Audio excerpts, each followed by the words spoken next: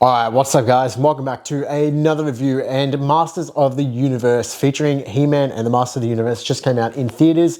Stoked to give you my review for that one today. Now, this is coming from someone who does not know much at all about the He-Man property. I don't really have much experience with either the characters, the universe, or the original television show. So I was actually quite excited to go into this film with the lens of, I don't know much about this, let's see what it has to deliver as kind of an introduction to this universe for me. So let's talk about Master of the Universe 2026. Master of the Universe follows He-Man as he travels back from Earth to Eternia to battle against Skeletor and reclaim Eternia as the happy, harmonious place which it once was. Skeletor's taken over rule there, and he's making life pretty miserable for everyone who inhabits the planet. So it's up to He-Man, the rightful ruler of Eternia, to come back and take up the mantle once again against Skeletor and his evil forces. As I said, I didn't know much about He-Man or the Master of the Universe going into the movie, so to me this was kind of the basic plot in which I'm basing my previous He-Man lore knowledge off. I imagine there's obviously a lot of expansion going on in the show and stuff like that, but ultimately for this movie, I think it's pretty straightforward in terms of the plot that it conveys. It's easy for someone like me to understand who hasn't really understood anything to do with this property before and is brand new coming into it with fresh eyes. So as an introductory piece, the plot might be a little bit simpler to what experienced Master of the Universe fans might be used to. I'm not exactly sure, but it was easy enough for me, someone who's new, to follow. So I think that a lot of families and people who go to see the film who haven't really immersed themselves in this world before should be able to take this story pretty easily in the way that it's conveyed on screen and be able to follow along with what's going on.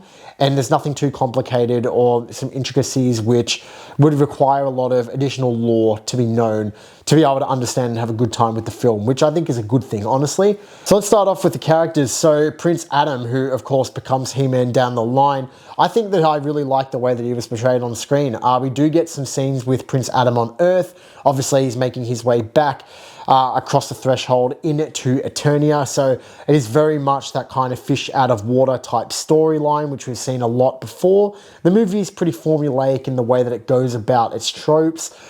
We've seen this kind of thing happen many times on screen before, where we have a character who clearly belongs somewhere else being thrown into another universe and coming back to reclaim rightful rule against the forces which are there.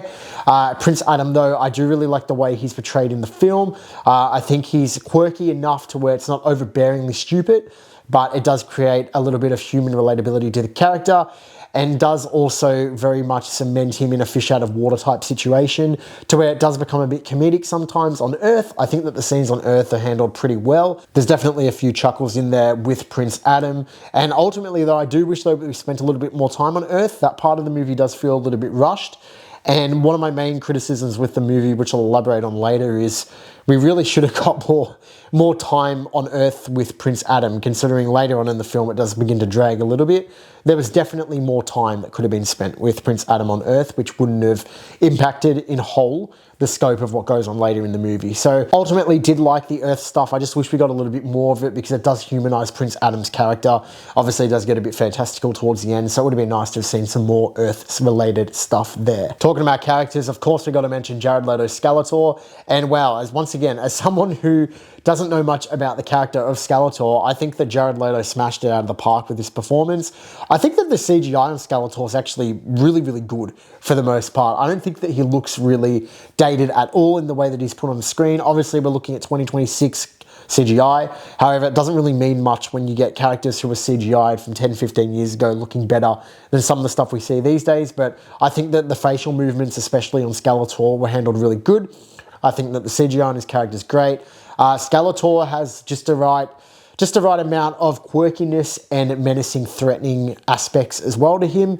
The opening scene with Skeletor is actually a real highlight of the movie for me. Might actually be my favorite scene of the movie. The weight which his character comes into the scene kind of takes what's his, well, what he believes to be his or what he wants, and then exits while creating a large impact on what's happening in that universe. It's great. And it's the perfect amount of threat. Once again, a little bit of comedic elements sprinkled in with Skeletor's character, which I don't mind at all. As long as the villain's not incredibly comedic to the point where he doesn't feel threatening, And I feel like they walk that line pretty well with Skeletor. We get a little bit of comedic moments, but overall a threatening, menacing villain. There's clearly a lot of love for the 80s soundtrack nostalgia type stuff in here as well. A lot of the soundtrack is very, very heavily 80s based, which obviously is the idea and the aesthetic they're going for. So I've got to give it a thumbs up for that. I don't know the songs that were going on screen, but I could tell by the audience reaction that there's definitely a little bit of nostalgia baiting going on, at least in some scenes with a few of the tracks selected. Sure, you'll have a great time with that if you're familiar with the property. But honestly, as an 80s fan and as someone who does like 80s soundtracks and dig them pretty well, I feel like the music on here was pretty on point for what was going on screen. Jumping into a bit of the mixed bag negatives of the film, I'm going to say that the biggest problem with this movie is just the runtime of the movie. It's clocking in at over 2 hours, and it's either 15 or 20 minutes or so, but it's just a bit too long for what's going on in the movie. It doesn't really have 2 hours 20 worth of story to tell, and it does jump back and forth between the same things happening over and over again. You know, Prince Adam versus Skeletor, something happens, you know, something happens to characters, and then we're back again. It's Prince Adam versus Skeletor, Skeletor's forces, stuff like that. So this is what I mean when I'm saying the movie would have really benefited from more scenes being shot on Earth, just because if anything, it would have broken up the movie more into 3 different acts. But what seems to be happening is we get some Earth stuff, we get, you know, the character crossing the threshold back into the world which is known to him, where he wants to become the rightful ruler once again. But then we get a lot of repetitive action sequences in that last half of the movie. First half of the movie I'd be really engaged, but definitely the back half does drag a little bit just because of how familiar it's beginning to feel and how formulaic it is. Characters also do make dumb decisions in the last half of the movie, which just is designed to get another battle happening or get the characters in a position where they have to fight again. And it does become a little bit annoying. Ultimately, it's nothing too crazy. As I said, the first half really engaged me. It's just the back half is very repetitive in the way that it's going about things. There were a couple characters in the movie which I feel like they were wasted in terms of their potential. Most notably, Camila Mendes as Teela. I don't really know what they were going for with this character.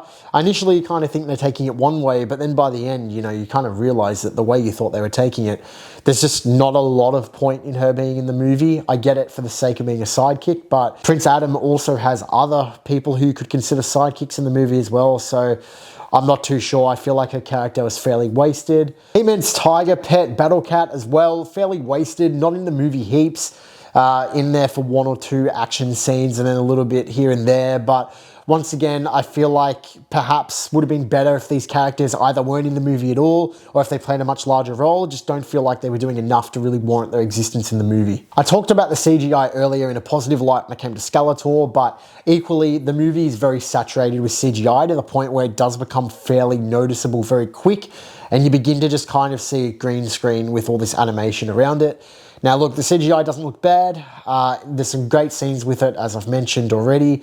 Some of the characters really benefit from it. It's just nice sometimes where you see some practical things on screen, and ultimately it doesn't seem like there's much practical stuff going on in the movie.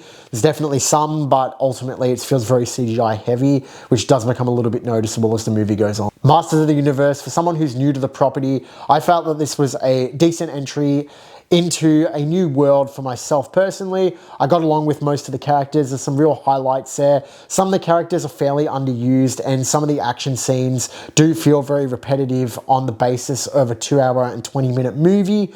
Ultimately though, I was definitely engaged in parts of the movie. I just feel like it went on for a bit too long and underutilized some characters, and probably could have done with a little bit less CGI in some circumstances. However, ultimately I think Master of the Universe is a fun time. I'm more than happy to give Master of the Universe a 6 out of 10. I don't think that the movie's doing anything crazy, but I don't think that you'll have a bad time with Master of the Universe, and I think that if you have an already established relationship with the property, you'll really enjoy the movie probably a lot more than I did. However, ultimately it was a bit of a mixed bag for me with a slightly above average movie, but definitely that summer action popcorn flick type material, which a lot of people, a lot of families are going to love. So if you like He-Man, if you like Master of the Universe, go check out the movie. Definitely some bright spots in there. but ultimately just felt like they could have improved on a few things to get it that bit of a higher score on my end. Thank you guys so much for watching. I do always appreciate the support. Please give the movie review a thumbs up if you enjoy, and let me know what you think of Master of the Universe down below. Let me know, did you love it? Did you hate it? Was it somewhere in the middle like it was with me? Keen to see what you guys think, and I'll see you in the next one. Take it easy.